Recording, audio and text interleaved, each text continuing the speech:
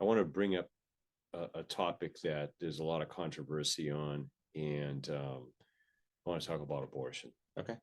And I think that at the core of the abortion issue is the fact that there are, in many cases, different beliefs as to when life begins. In other cases, I think there was a senator from the Mid Atlantic that actually wanted to pass a bill that you could actually abort the baby even after birth. Think about that. It's crazy, nuts, right? So backing up to,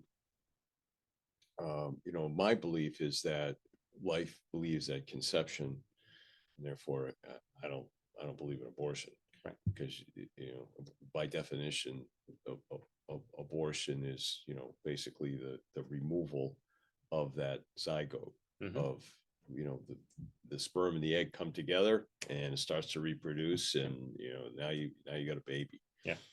So backing into the Bible, can you talk a little bit about, is there anything in the Bible that talks about when life begins? To clarify that. There is the Psalms talks about being knit together in your mother's womb. I think God is he says that before I formed you, I knew you.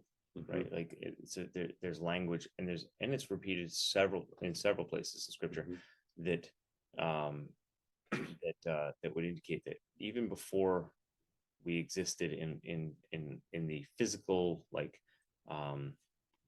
as we would be in our ability to recognize. This is even before conception. This is that he knew us before he formed us. He knew us, right? So that's a that's an indication that if I'm the skeptic, I'm like, yeah, but that doesn't prove anything.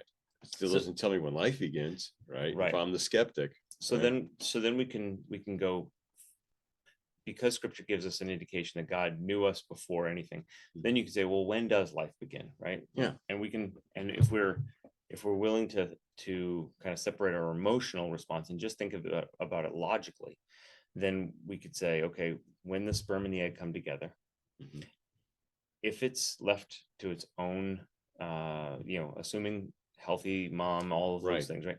It will inevitably result in a fully formed, fully cognizant human being. Right. So it's not going to become a cat. It's not going to become a monkey.